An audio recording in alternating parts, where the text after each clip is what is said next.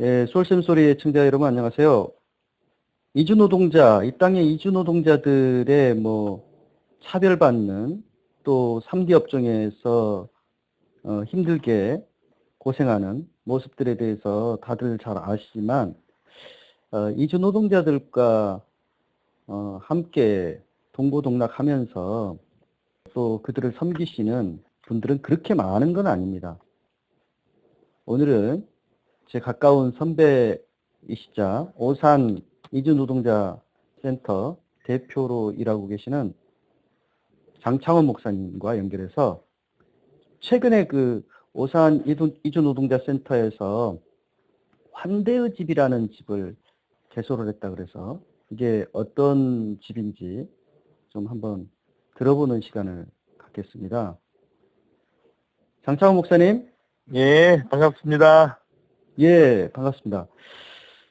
최근에 그 오산 이주노동자센터 지금 그 예. 10여 년째 섬기고 계시는데, 예. 이주노동자센터에서 이제 그 쉼터를 겸하셨죠? 예. 이 쉼터가 예. 일단 좀 어떻게 생겨나게 된 건가요? 오산 이주노동자센터는 2003년부터 이주노동자들을 위해서 시작을 했는데, 예. 2004년부터 오산 이주노동자 쉼터를 개소하고, 한국에 와 있는 이주노동자들 중에서, 직장을 바꿀 때나 아니면, 몸이 아플 때, 이제, 자기 집에 멀리까지 갈 수 없으니까 한국에 어디 쉴 곳을 찾는 예. 그런 분들을 위해서 2004년부터 시작을 했어요, 쉼터를. 아. 그런데 그동안에는 이제 그 쉼터가 집을 한번 얻어서 해보기도 하고, 그렇지만, 전체 그분들한테 해줘야 될 대접을 못 하다 보니까, 예. 이제 가까이 교회, 2층 교회에서 머물면서 10여 분이 이렇게 쉼터를 지내고 있었습니다. 아. 그러던 중에 그분들이 교회에서 머물다 보니까, 또 교회가 작은 교회인데, 거기에 공부방이 있고, 활발하게 공간을 이용하다 보면은, 밤에 잘 때만 이용하게 되고, 낮에 오면은 사무실에서 이렇게 앉아 있어야 되는 불편함이 있었습니다. 아, 예. 그래서 이제 편안하게 쉴 곳이 없던 중인데, 바로 그 쉼터가 최근 동네에 조금 낙후된 집이지만 새롭게 이렇게 고쳐서 이제 네. 그들만의 집이 되는, 그래서 편히 낮에든 언제든지 편히 쉴 수 있는 공간으로 이렇게 이제 개축을 하고, 예. 지금까지는 한 10명 정도 있다면 인원도 한 20명 정도를 수용할 수 있는 그런 전용 쉼터죠, 그러니까. 그래서 네. 그렇게 만들어졌습니다. 그러셨군요. 네. 우리 장창원 목사님은 노동 목사라는 필명을 가지고 계실 정도로 노동자들과 늘 함께 해오신 분으로 알고 있습니다. 예. 그리고 노동자들 가운데서 이제 가장 열악한 처지에 있는 이주노동자들을 섬기고 계시는데, 예. 그러면 제가- 오산 이주노동자 센터, 예. 여기에 주로 드나드는 예. 그러니까 이주노동자들 가운데서도 어느 나라 사람들이 주로 이렇게 많이 찾아오나요? 예, 설명을 조금 더 넓게 하면, 제가 노동 목사라고 하는 그런 취지는 이제 목사가 되고, 노동자들을 위한 선교의 전문으로 이제 쉽게 산업선교회에서 발단이 됐고, 지금은 이제 우리 민중교회 선교연합이라는 예수회로 이어져서 예. 노동자들과 한평생을 이제 목회를 하고 있는 거죠. 아하. 그런데 이제 우리 교회에는 오래전부터 산업선교라는 전통이 아시아 세계 속에 있었습니다. 5, 예. 60년 동안. 예. 5, 60년 동안 있다 보니까 한 3, 40년 전부터 노동자 연대를 지원하게 되었고, 그게 이제 아시아 태평양 노동자 연대. 지금 이주노동자들이 오기 전부터도 노동자들의 열악한 현장 노동자들을 교류하고 연대하고 그렇게 하는 국제 활동 모임이 있었던 겁니다. 예. 네, 그것이 이제 지금 이주노동자들이 90년 초부터 80년 말부터 많이 들어오게 되니까 자연스럽게 이미 연결돼 있던 노동자들의 국제 관계 속에서 이렇게 저희 센터는 다른 센터하고 다르게 아시아 태평양 노동자 연대 속에 있는 나라들끼리의 드나드는 노동자들, 그런 노동자들이 저희 센터를 많이 찾게 되고, 특별히 지금 같은 경우는 이제 네팔 분들이 많이 와 있고, 아하. 예. 또 태국 분들이 지금은 많이 와 있습니다. 이분들은 뭐 처음 우리 시작할 때부터 그 아시아 태평양 노동자연대에서 중요한 연락 관계가 돼 있었고, 또 그리고 이제 특이한 것은 98년부터 이제 같이 그런 노동 선교의 뜻을 둔 필리핀 선교사가 똑같이 저희처럼 훈련도 받고 노동 현장에도 가 있고 한 선교사 한 분이 10년 넘게, 98년이니까 여기가 만들어지기 전부터도 연대를 해서 지금까지 같이 일을 하고 있습니다. 그래서 필리핀 분들도 많이 여기를 드나들고, 지금 현재는 또 나라 상황이 이 베트남 같은 경우가 많이 와 있습니다. 그래서 베트남 결혼 여성들이 많이 드나들고, 이렇게 뭐 나라에 크게 구별 없이 그 16개 정도 나라가 네트워크가 되어 있는데, 아하. 그런 분들이 다 드나들어요. 그래서 뭐 예를 들면 뭐 그런 아시아 태평양 노동자연대를 제일 중심에 활동했던 호주에서는 이주 노동자가 아니더라도 손님으로도 많이 오고, 이렇게 이제 국제연대, 노동자연대를 축으로 한 이주 노동자 센터입니다. 아, 그렇군요. 예. 지금 이제 그 청취자들 가운데는 예. 이제 목사님께서 뭐 산업선교 우리나라 예. 처음 그 시작했을 때부터 지금까지 5, 60년까지 예. 지금 어떤 그 역사가 있다. 그런 예. 슬쩍 그 언급을 하셨어요. 예. 근데 도대체 산업선교가 뭔가 이렇게 생각하시는 분들도 있어요. 예. 그렇기 때문에 산업선교가 뭔지 잠깐 설명 좀 해주시죠. 예. 그러니까 산업선교는 뭐 아까 교회 조직 속에서는 60여 년 전에 아시아 교회 협의회가 만들어질 때 URM, 그러니까 도시 농어촌 선교위원회가 만들어졌고, 예. 이제 또 한국에서도 한국 전쟁 이후에 그 한국 상황을 어떻게 하면 교회가 좀 같이 노력할까, 그런 교회 고민 속에서 58년부터 산업선교위원회 URM이라는 구조를 받아들였고, 예. 그 당시에는 뭐 기독교뿐만 아니라 이 카톨릭이나 그런 종교 단체들이 다 같이 산업선교위원회를 시작했습니다.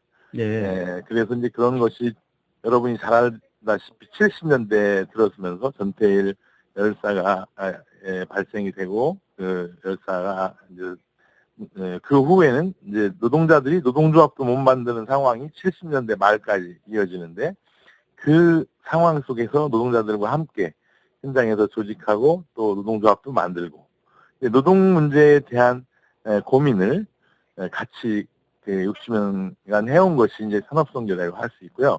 그러다 보니까 항상 가장 열악한 노동자들과 함께 하는 것이 산업선교의 전통처럼 되어 있습니다.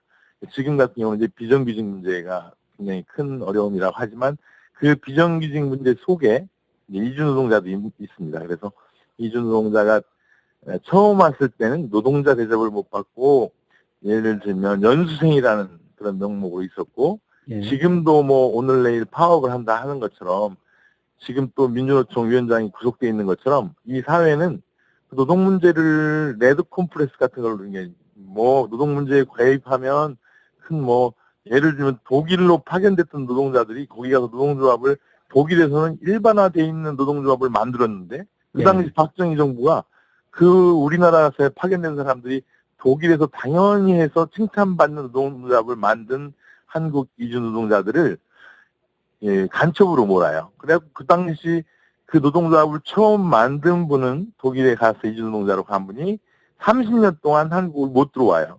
그렇게 이 사회 속에서의 노동자의 대접, 특별히 한국이라는 상황 속에서의 노동자들에 대한 대접은 지금도 그 대표를 5년 동안 뭐 시위 주도했다 해서 5년 동안 할 만큼 노동자들에 대한 대접이 시원찮은 거죠. 그러니까 그런 속에서 우리는 최대한 환대집이라고 뭐 이름을 지었던 것처럼, 예. 최대한 노동자들을 그들의 환대 받을 수 있는 사회로 만드는 것이 이제 산업선교라고 할 수 있습니다. 우리 성경에도 보면 예. 나그네를 네. 대접하라. 예. 그러니까 너희 안에 들어와 있는 그 여기서 말하는 그 나그네라고 하는 그 외국인 지금 현재 이주 노동자들이잖아요. 예. 그러니까 너희들이 그 이집트에서 노예살이 하면서 거기서 객으로 살았듯이 가나안 땅, 곧 이 팔레스타인 땅에 들어가서 살 때 이주 노동자, 외국인 노동자들이 너희들 가운데 살게 되면은 예. 그들이 살 수 있도록 잘 나그네들을 대접해라. 예. 이런 그 성경의 아. 가르침이 있지 않습니까? 예. 그런 것처럼 어떤 그런 취지로 보이는데요. 그 환대라고 하는 거기에서 이제 예. 우리나라에 처음 이 이주 노동자들 왔을 때 붙인 호칭을 예. 외국인 노동자라고 하는데, 그 외국인이라는 말, 또 지금도 나그네라는 말, 저희도 이제 그런 명칭을 좀 쓸까 하다가, 예. 그런 명칭 속에는 보이지 않는 차별이 들어있는 거예요. 나는 아하. 여기 있는 사람이고 너는 떠돌이다. 근데 아하. 그거는 이제 디아스포라 아니면 난민이죠. 예. 넓게 가면. 근데 그것은 차별이 돼 있는 거고, 우리가 독일로 갔듯이, 우리가 100년 전에는 미국에도 가고, 중국으로 가고, 지금 800만이 나가 있고, 900만이 나가 있거든요, 우리도. 예. 예. 그런데 우리가 나가 있는 건 생각하지 않고, 또 들어온 사람도 지금 200만이 된다 그래요.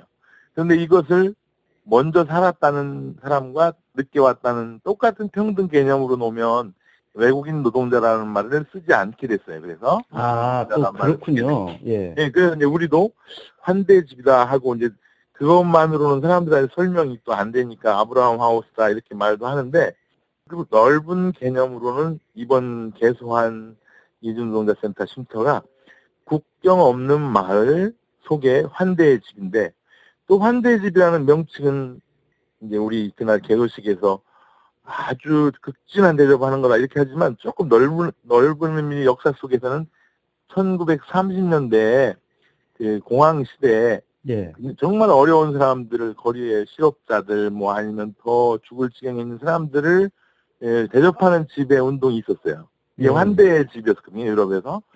그런 식으로 이제 큰 흐름으로 보면 평등한 관계 속에서 또 이제 아브라함 하우스라고, 이제 아까 그 성경 말씀을 하면 아브라함 하우스라는 말을 저희가 또 붙이는데, 내가 은연중에 천사를 대접했다는 말이 있잖아요. 그러니까 아브라함이 천사를 송아지 잡아서 자기도 모르게 객이 왔는데 대접하고 나중에 보니까 그분이 천사였다는 말도 있고, 또 이제 지난주에 성경 말씀을 보면 아브라함이나 이제 예를 들면 아브라함 하우스에서 하듯이 이 세상에서 아주 고통받던 사람이 하나님 나라에 가서는 참 대접을 받고 있었고, 지난주에 말씀 속에서 이 세상에서 호화를 누리던 사람은 가가지고 천국에 갔는데 이제 지옥으로 간 거죠. 그래가지고 부자와 나사로 물 한 방울만 달라고 할 만큼 이제 그런 걸 말씀하는 의미는 이제 그렇게 천사를 대접하듯이 또 이웃들, 어려운 사람들을 함께 삶으로, 그게 가장 큰 대접이겠죠. 저희도 지금 이주노동자들하고 같이 먹고 자고 살고 그래요. 제가 거기 오산 이주노동자 센터를 두어 차례 방문을 해봤습니다만, 실제로 장 목사님 같은 경우는 그 노동자들과 같이 그냥 생활을 하시더라고요. 그 잠도 주무시고 식사도 같이 하시고, 아예 또 말하자면 무료급식을 하고 계시잖아요. 거기 이주노동자들 누구든지 와서 배고프면 밥을 먹을 수 있도록 그렇게 또 해놓은 것을 내가 봤습니다. 근데 이제 그것을 좀 더, 그러니까 이주노동자의 환대의 집으로 좀 확대해서 지금 새로 그런 보금자리를 마련하신 거죠? 그렇죠. 예. 그래서 이제 오늘도 제가 저녁 먹을 때쯤 됐는데 태국 친구들이 맛있게 밥을 먹으면서 먼저, 여기서는 또 우리 똑같은 사람 사는 세상이니까 네팔이나 태국 분들이 밥 먹기 전에는 어른을 먼저 이렇게 초청을 하는 그런 진지하세요 하는 것처럼 하는 습관이 있어서 오늘도 저녁 때 태국 친구들이 만들어 놓고 태국 음식을 먹고, 또 이제 네팔 친구들이 또 만들었을 때는 네팔 음식을 먹고, 자기 음식을 만들어 먹는 게 이제 이 센터의 또 장점이기도 하고요. 우리가 외국 가갖고 김치 먹듯이 자기 밥 먹고 싶은 거예요. 그런데 이제 여기는 또 재정적으로 넉넉하지 않다 보니까 학교 급식 한 10년 전부터 처음 만들 때부터 학교에서 깨끗하게 남은 급식을 서로 협정을 맺고 갔다가 먹거든요. 최근에는 뭐 시청 식당에서 직원들이 먹고 남은 깨끗한 음식을 청결하게 주고받고 해서 먹고 있어요. 그것은 이제 그렇게 먹는 것이 뭐 이주노동자만큼만 먹을 만큼 오는 게 아니라 많이 오기 때문에 거꾸로 오산역 앞에나 오래 노숙하는 분들도 와서 먹기도 하고 또 이 동네 노인들한테도 좋은 음식이 나왔을 때는 다 이렇게 예쁘게 해서 배달도 하고 그래서 음식을 풍부하게 나누고 있습니다. 일종의 또 푸드뱅크 역할을 하시네요. 네, 푸드뱅크 이상으로 아주 맛있게 이제 먹고 있고 그래서 이번 잔치도 이제 동네 가운데 가서 노인회관 옆에 주차장 옆에 게이트볼장이 잔디구장을 잘 만들어놨는데 노인들이 그거 게이트볼 만들어 놓고 별 사용도 안 하는데 잘됐다 잔치 거기서 하면 잔디가 잘 깔려 있어서 거기서 했습니다 잔치를. 아 그러셨군요. 네. 아무튼 그 환대집이 이렇게 그 오산에 자리 잡게 된 그 역사적인 배경부터 또 의미 이런 것까지 잘 설명해 주셨는데요. 우리 환대집에 드나드는 이주 노동자들이 거기서 정말 재충전을 하고 환대를 사람다운 어떤 대접도 받고 그런 정말 아름다운 그런 보금자리가 되었으면 좋겠습니다. 우리 그 장창호 목사님께서는 최근에 또 미국을 갔다 오셨다고요? 그 유엔의 어떤 그 이주노동자 관련 연설이 있어서 거기에 같이 그 동참하셨다는 이야기를 들었는데 그게 어떤 일이었는지 좀 설명 좀 해주시죠. 뭐 긴 얘기지만 짧게 말씀드리면 우리 센터에는 아까 말씀드린 것처럼 그 필리핀에서 와서 같이 하고 있는 오래된 선교사님이 계시고 그분이 아무래도 영어를 잘하고 이러다 보니까 이제 정확한 이주 노동자들에 대한 권리 또 아니면 이제 이번에 간 것은 유엔에서 이주 노동자와 난민, 난민의 개념은 뭐 지금 이라크, 시리아도 있지만 넓은 의미의 디아스포라, 이제 흩어져 살고 있는 떠돌이 같은 삶을 살고 있는 분의 권리를 위해서 유엔에서 그동안에는 그 문제를 인권 문제 속에 이렇게 넣어놓은 거고 독립적인 개념을 이렇게 유엔에서 논의하지 않았어요. 근데 이제 시대가 그거 너무 많은 요구가 있으니까 예를 들면 어린이, 여성 이렇게 독립적인 개념의 유엔에서 다뤄야 될 과제로 문제로 올해부터 이번에 갔다 온 지금부터 유엔에서 주제로 설정을 하고 본회의에서 그걸 통과하고 본회의에서 이제 그럼 뭐가 문제인가에 대한 발제를 하는 일이 있었던 거죠. 제가 가보니까 이제 24시간 유엔에서 24시간 동안 그 방송을 생중계하면서 이중 노동자와 난민에 대한 의미와 내용을 하루 종일 해서 본회의에서 상정하고 본회의에서 주제 발제를 하는 그런 순서에 그런 자리였군요. 그런 자리인데 이제 제가 속해 있는 국제 이주 연맹은 한 8년 전에 만들어졌는데 감동적인 것은 제가 홍콩에 가보니까 홍콩에는 홍콩 사람들은 모두 일을 하고 부부가 집안일은 이주노동자를 통해서 이렇게 집안일을 맡기는데 그래요? 그 숫자가 한 10만쯤 되는 거예요.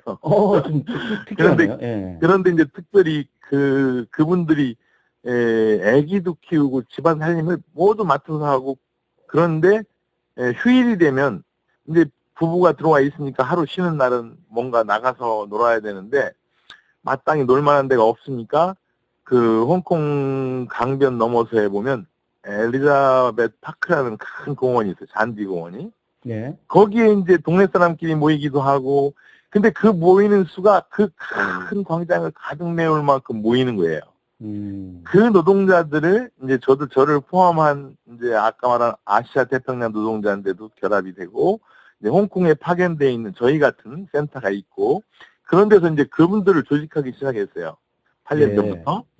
그 조직이 이제 잘 돼가지고 특히 지금 이제 대표로 뽑힌 인도네시아의 이주노동자인 앤이라는 여성은 인도네시아의 이주노동자들을 4천 명 이렇게 뭐 거의 지금은 아마 더 많이 조직했을 텐데 내가 한 7, 8년 전에 갔을 때 4천 명까지를 조직해서 그 단일 노동조합으로서 큰 조합을 하고 그 잔디밭에서 모임이 점점점 커진 거죠.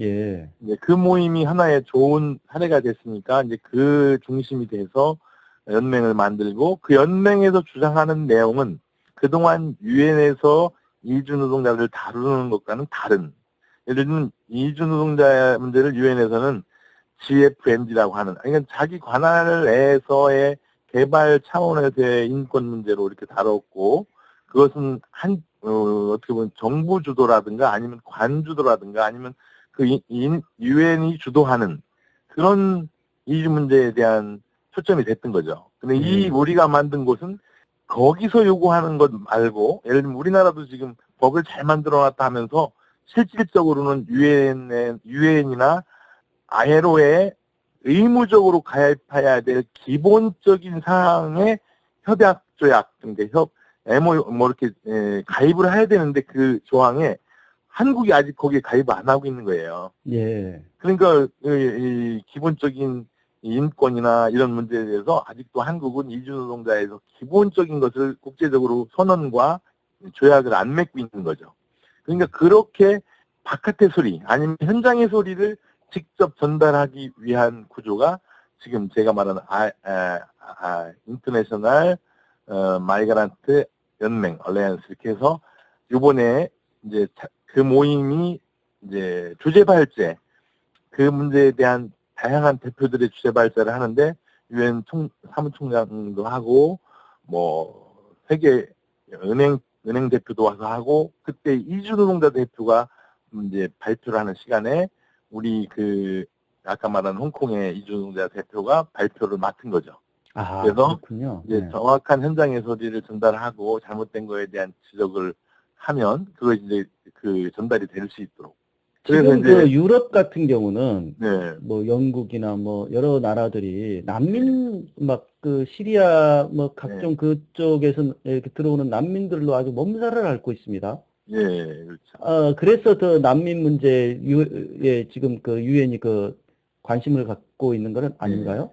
이제 그것은 뭐 최근 상황이고 전쟁으로 발생된 이런 문제가 심각하기 때문에 그 문제도 이제 대표자가 예를 들면 올라와서 그 상황을 발제도 하고 하지만 총체적으로 볼 때는, 큰 흐름으로 볼 때는 이제 아까 말한 이주 노동자와 난민 하고서 조금 난민을 넓게 개념으로 이해할 때는 이제 디아스포라 이렇게까지 나오더라고요. 그래서 그 역사 속에서 전쟁이나 뭐 그렇게 자기가 살 수 없기 때문에 이제 한국으로 따지면 지금 난민을 잘 안 받는 나라로 돼 있어요. 그렇죠. 이주 노동자에도 아주 난민에 지금 인색한 나라잖아요. 이주 노동자들도 이제 보통 5년이 유엔이나 ILO에 정한 법에는 5년 이상 와서 일한 사람한테는 여기에 체류권이나 시민권을 주게 돼 있어요. 그게 이제 정주권이라고 하는데, 근데 우리나라는 그걸 안 주기 위해서 4년 10개월 추정장을 줘서 4년 10개월 일하면 다 돌려보내는 거예요.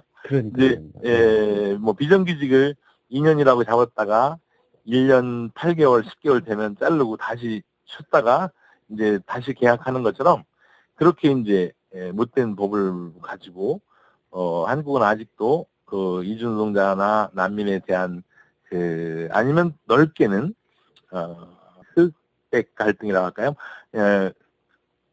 이주 노동자들한테는 조금은 서운하게 막대하고 조금 잘 사는 사람 같은 백인이라고 할까요? 백인이나 백인 우월주의적인 어떤 그렇죠.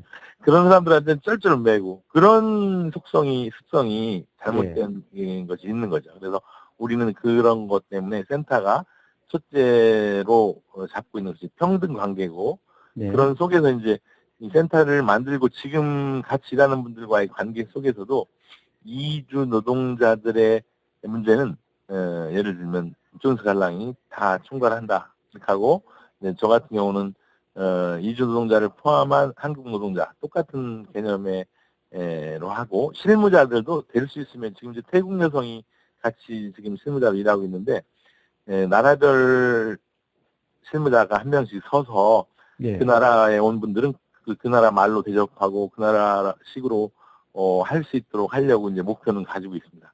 아, 그렇군요. 예, 예.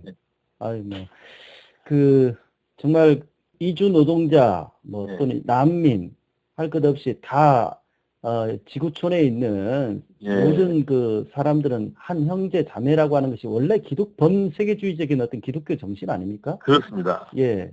근데 이제 국경이 나눠지고 어떤 이념이 나눠지고 뭐 이렇게 하다 보니까 이동에 제한이 있고 여러 가지 그 분쟁도 있고 차별이 있고 그런 것 같은데 예. 어쨌든 이제 서로 간에 어떤 평등한 관계로 형제로 자매로 이렇게 만나고 교류하고 그렇게 살 수만 있다면 그것이 천국이 아닌가 그런 생각이 그렇죠. 드는데 우리 환대의 집이 그런 작은 천국을 만들어가는 것 같아서 참 좋습니다. 예. 우리 장 목사님, 이제 뭐, 이주 노동자 관련한 일을 오랫동안 해오시고, 노동자들을 섬기는 역할들을 계속 하고 계시는데, 예. 지금 한국의 노동 상황은 굉장히 지금 더, 갈수록, 예. 열악해져 가는 것 같습니다. 예. 이런 현재 이주 노동자 문제를 포함해서, 뭐, 비정규직 문제도 굉장히 심화되어 가고 있는데, 예. 여기에 대한 좀, 나름의 해결책은, 네. 그 돌파구는 어떻게 마련해 나가야 된다고 생각을 하십니까? 뭐 어렵게 따지면 뭐 한없이 어렵지만 우리가 이제 지금 환대의 집 얘기한 것처럼 일단 평등하고 우리 교회가 평등을 기본으로 한다면 이제 그동안 생명 교회 큰 세계 교회가 추구하는 것이 생명, 평화, 정의 이렇게 세 가지를 이제 생명, 기본 평화, 정의. 생명, 평화와 정의라는 것이 이제 세계 교회가 10년 동안 목표로 잡고 이렇게 잡아놓은 실천 사항이고 그런 개념으로 따지면 이제 뭐 많이 사람들이 평화나 생명은 쉽게 이렇게 뭐 몸에 와닿는데 정의라는 개념이 안 와닿고요. 예. 세계 교회가 정의라는 그 주제를 잡은 것은 굉장히 큰 변화거든요. 그동안에는 정의라는 주제를 세계 교회가 잡지 못했어요. 근데 세계 교회가 정의라는 개념을 잡았다는 것은 그게 평등을 원하는 거고 뭐가 정말 정의로운 것을 현장을 볼 수 있는 이제 그 주제를 잡은 거죠. 네. 그 속에서 본다면 어쨌든 평등의 개념이 그 정의의 한 축이라고 하면 잘 사는 사람이나 못 사는 사람의 그 뭐 사회적으로 10배 이상 월급을 받아가면 안 된다고 하듯이 예를 들면 평등한 관계를 가져야 되는데 지금은 무한대 경쟁처럼 돼 있고 예.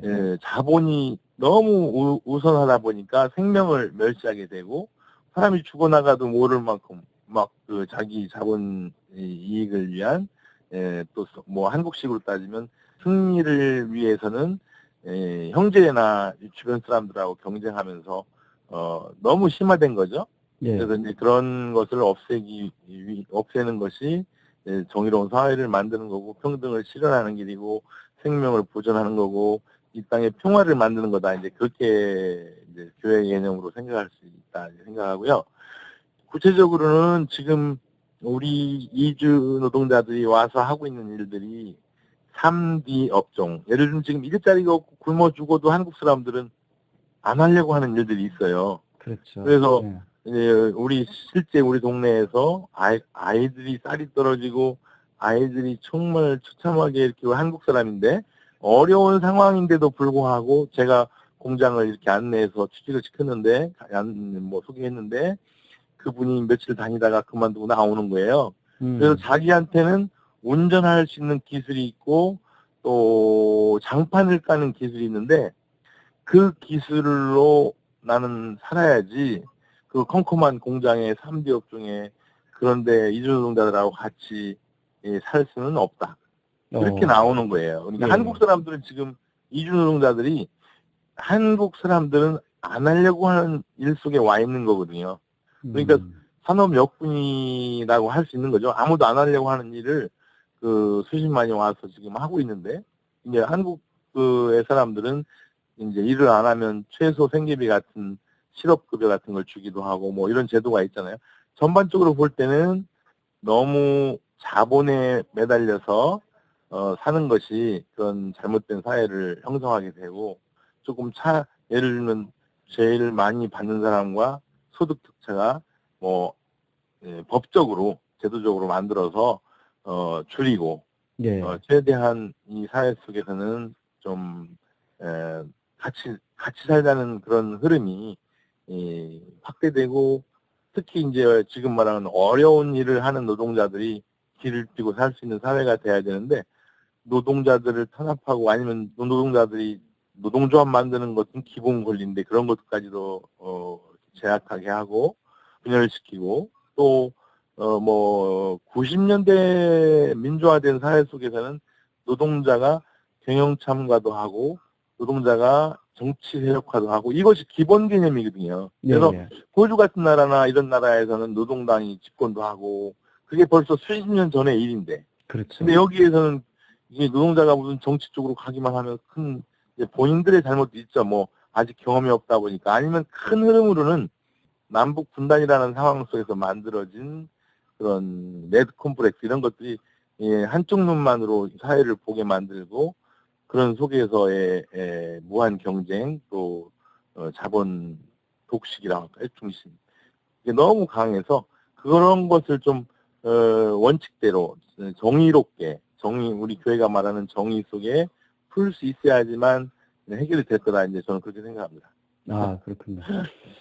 아무튼 어려운 문제인데 우리 이제 그 목사님은 이제 노동 목사님이시기 때문에 그러니까 노동자들과 늘 함께 하시는 목사님이기 때문에 제가 한번 그 시각에서 어떻게 이 난국을 좀 헤쳐 나갈 것인가 한번 질문을 해본 겁니다. 어려운 질문이죠. 아유 정말 이것을 그렇죠. 목사님 말씀대로 너무 우리나라는 지금 빈부격차가 심화되어 있기 때문에 최소한 서로 간에 그 어떤 위화감이 들지 않도록 어느 정도 그 급여 차이나 정규직과 비정규직 차이 급여 차이가 뭐 엄청나지 않습니까? 우리나라는. 아니 우리 내가 살고 있는 동네에 쌍용자동차가 있어서 9년 지금 7년 8년 이렇게 그 문제를 같이 살고 있거든요. 예. 그러면 그걸 큰 흐름으로 보면 98년 IMF 때 이미 대기업이라고 그래서 많은 노동자들을 큰 소리 못 치고 그냥 큰 소리 노동자들이 많이 해고됐어요. 그 당시에. 그렇죠.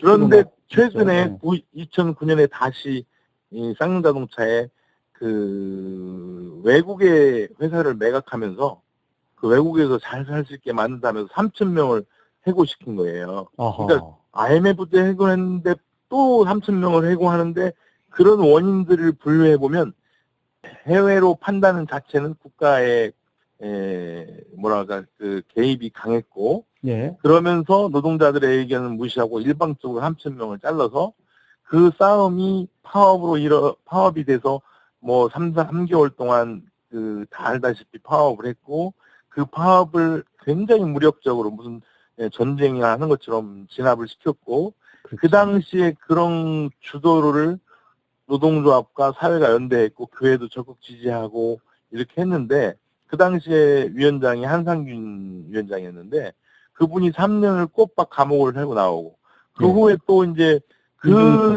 그 사람의 삶이 너무 노동자들이 볼 때는 정의롭기 때문에 그분은 고등학교 때 공고를 다니다가 광주 항쟁을 몸소 체험하고 고등학교 때 그렇게 살아나와서 또 건실한 노동자가 돼서 노동자들을 살리기 위한 정의로움의 조합위원장이 됐고 또 그 일반적인 노동자 위원장 같으면 3,000명을 해고당하고도 그냥 싸우지 않고 자기 자기 권리나 찾으려고 하는 그런 걸 텐데 이분은 정의롭다 보니까 광주 항쟁의 정신처럼 이분은 다시 민주노총 위원장에 도전했는데 민주노총도 그 전까지는 간선제였어요. 20년 동안. 그렇기 때문에 잘못된 데가 그걸 고치려고 노력한 민주노총이 결합됐는데 첫 직선제 대표가 되는 거예요. 그러니까 일반적으로는 이런 분이 그 작은 흐름 속에서는 될 수 없는데 그 쌍용자동차의 흐름이 너무 정의로웠기 때문에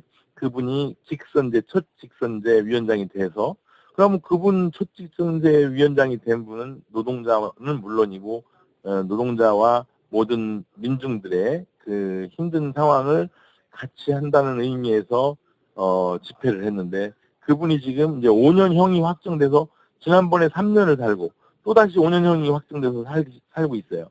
그렇군요. 이런 사회는 정말 정의롭지 못한 사회고, 이런 사회는 다시 만들어야 될 사회고, 어떻게 보면 그런 민의를 대변하는 민주노총 위원장 같은 분이 제가 좀 감히 말씀드리면 대통령이라도 해야 될 그런 상황인 겁니다. 그런데 예. 최근에 이제 저는 여러 나라를 보니까 이제 정부에서는 필리핀 같은 지금 현재 대통령을 조금은 뭐 한쪽 편으로만 몰아서 우리가 레드 콤플렉스 있는 것처럼 몰아붙이면서 나쁜 것만 부각을 시키는, 저는 필리핀 선교사하고 같이 살면서 가까이 그 소식을 접하고 보면 정말 사회의 근본 악이 무엇인가를 없앨 수 있는 그런 일들을 해야 된다. 정치인들이 또 아니면 교회가 아니면 지도자라고 하는 사람들이 정말 바닥에 현장의 민중들의 노동자들의 아픔이 뭔가를 그대로 좀 풀어낼 수 있는 사람들이 정치를 하고 또 뭔가를 대표를 해야지. 지금은 그 현장 사람들은 없는 거예요. 99% 현장은 없고 1% 정치가들만이 잔치를 하고 있는 그런 상황이 되다 보니까 정말 주변에 많이 어렵게 죽어가는 사람이 너무 많아요. 정말 죽어요. 그런데 그걸 생명으로 바꿀 수 있는 제도나 법과 정치가 없는 이런 상황이니까 이제 우리가 환대의 집이나 이주노동자 문제나 정치 현안에 대해서 지금도 이제 당면한 일 속에 정말 이 근본적인 문제부터 시작해서 당면한 일 수없이 많이 지금 일이 벌어져 있는데 이 일들의 문제 해결을 위해서는 이렇게 그 잘못된 정부를 없앨 수 있고 부정하고 선거 부정 또 그 후에 세월호 뭐 나는 이제 계속 있다 보니까 2009년에 쌍용자동차 또 용산 참사 뭐 계속 그런 흐름의 내용들을 보면 지옥문으로 들어가는 이 사회를 보는 것 같아요. 그래서 우리가 작은 생명의 길로 인도해내서 정말 이 사회와 모든 인류를 구원해낼 수 있는 것이 그렇게 이제 정의롭고 생명을 존중하고 생명 살리고 이제 교회가 말하는 평화와 생명 살림과 또 정의를 세우는 그런 일들이 이제 만연해져야 된다. 이렇게 저는 말씀드리고 싶어요. 세계교회가 그러니까 생명, 평화, 정의 그것을 그 주제로 삼은 게 1988년 그 JPIC 서울대회였나요? 아니 이제 그것은 생명평화 JPIC 대회에서는 창조질서 보전 아니면 또 정의, 평화, 창조질서의 보전. 네, 그렇죠. 정의, 평화, 창조질서 보전. 창조질서의 보전이라는 건 생명 아닙니까 결국? 근데 그게 이제 그 10년을 했던 주제가 또 이제 발전된 것이 이번 주제는 이제 우리 부산에서 총회를 할 때 올 앞으로의 세계교회 주제는 생명, 평화, 정의다. 이렇게 이제 10년 비전을 놓은 거고요. 근데 그 전에는 또 10년 전에 창조 질서 보전 이렇게 해갖고 이제 내내 뭐 그 내용 속에는 같지만 그렇게 들어있고 그 사안에 또 하나 붙어있는 꼭 따라다니는 이제 세계교회 주제 중에 하나가 이제 남북의 평화 통일이나 이런 것들이 이제 붙기는 해요. 그런데 하여간 그 큰 틀로는 똑같은 한 번 또 발전된 지난 주제는 생명 살리기와 10년 전 얘기가 되니까 생명 살리기를 바탕으로 한 그런 주제를 잡고 있었어요.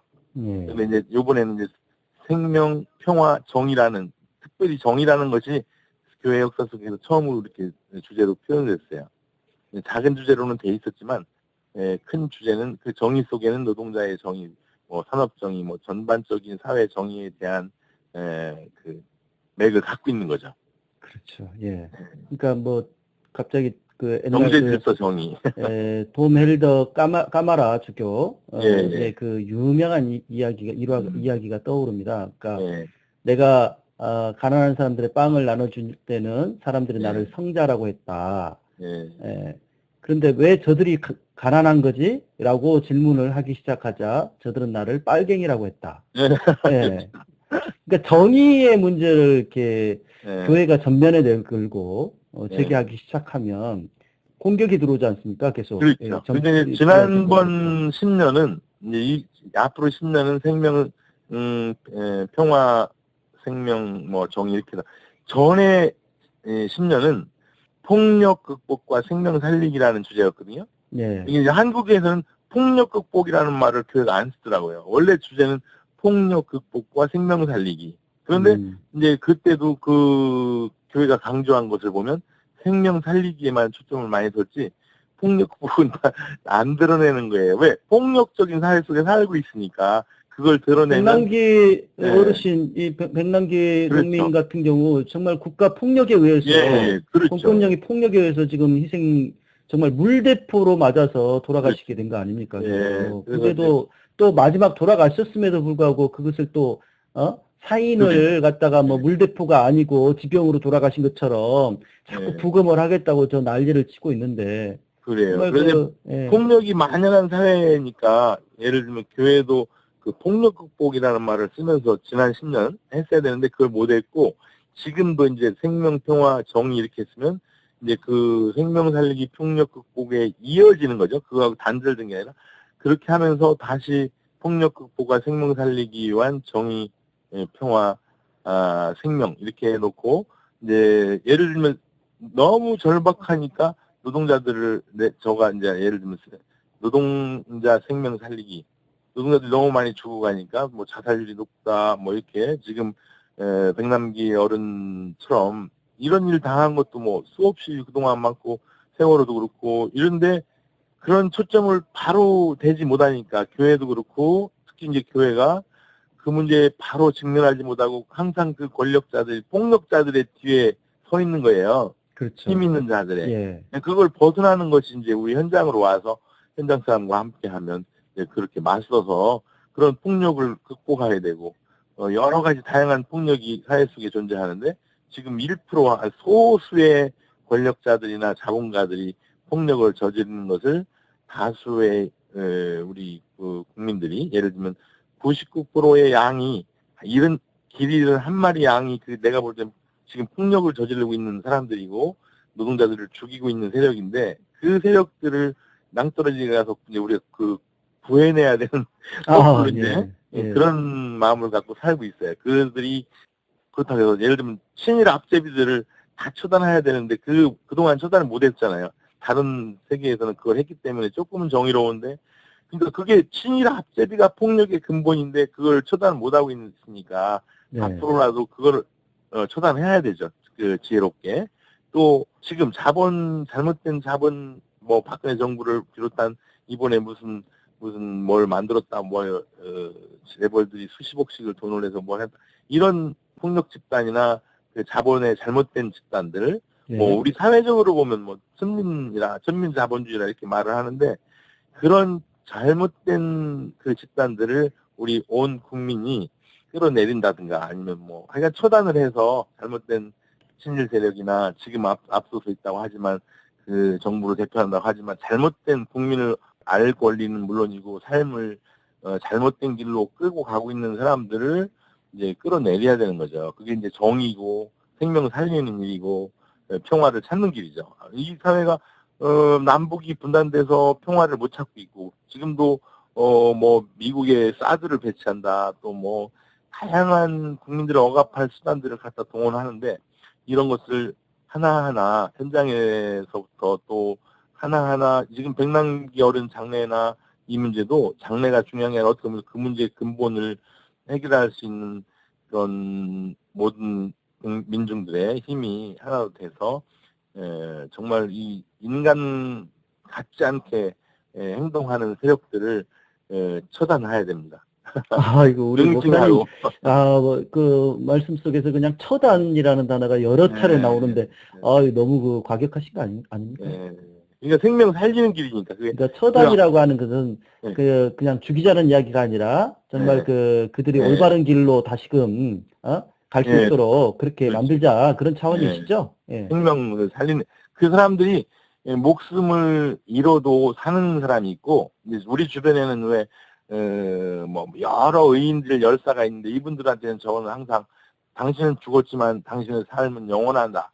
이제 뭐 전태일 열사 포함해서 최근에 아직도 발생되고 있는 이제 뭐 열사들을 볼 때는 그들의 삶은 영원하다. 하나님 품에 있다. 이렇게 생각하고 거꾸로 지금 그렇게 잘나는 것처럼 아니면 힘 있는 것처럼 하는 자들은 살아있지만 죽은 자들이라 이렇게 생각하거든요. 예. 그럼 그 죽은 자를 살리는 것이 처단인 거지.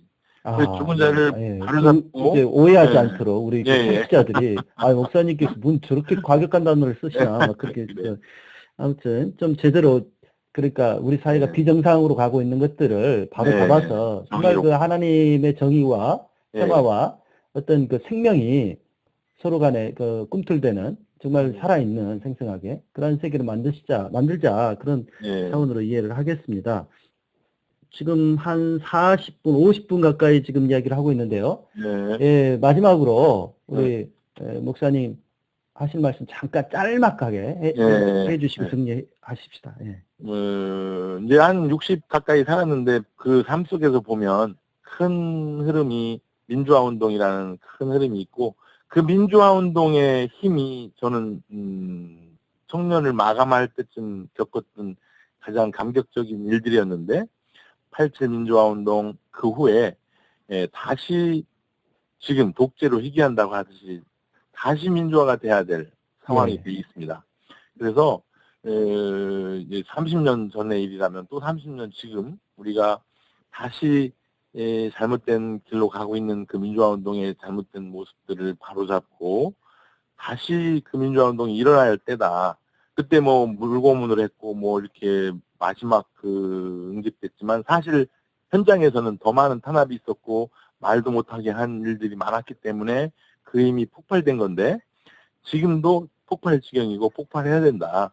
그래서 민주화 운동의 제2의 이 한국 사회 민주화 운동이 일어나서 한 발 전진하고 아니면 뭐 제가 소원하는 바로는 남과 북이 이 세계에 유례 없는 평화 통일을 할 수 있는 휴전협정을 평화협정으로 만들고 그런 일에 노동자들, 그런 일에 이주노동자들이 기뻐 춤추면서 같이 할 수 있는 그런 민주화 운동 이런 것들이 이제 제가 바라는 거고요. 그게 곧 이루어진다 생각합니다. 너무 열악하고 사악한 집단들이 많아서 지금 다시 민주화 운동을 꼭 이루어야 된다 이렇게 말씀드리고 싶습니다. 예, 오늘 밤늦게 이렇게 우리 환대의 집부터 또 최근에 그 유엔에서 이주노동자 난민 관련한 어떤 연설을 왜 하게 됐는지 등 또 이제 이 땅의 그 노동 문제를 어떻게 극복해 나갈 것인지 여러 가지 고견을 주셔서 감사를 드리고요. 예, 우리 환대의 집에서 이주 노동자들이 정말 그 앞서도 말씀드렸다시피 정말 환대를 받고 사람다운 대우를 받고 이 땅의 당당한 주인으로 함께 어울려서 살아갈 수 있는 그러한 세상이 어수선히 이루어졌으면 좋겠습니다. 감사합니다. 고맙습니다. 감사합니다.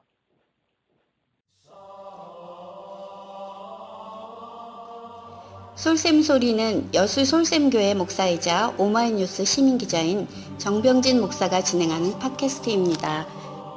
솔샘소리는 이 땅의 선거 정의를 외치는 분들의 생생한 목소리, 동화책 읽어주는 코너, 지역 이슈, 솔샘교회 주일 설교 등을 주로 방송합니다.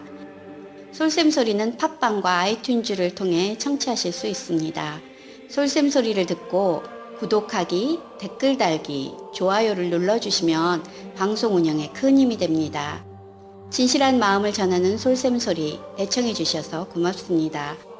구독하기를 해놓으시면 방송 에피소드가 올라갔을 때 자동 알림 기능이 활성화되어 편하게 솔샘소리를 들으실 수 있습니다.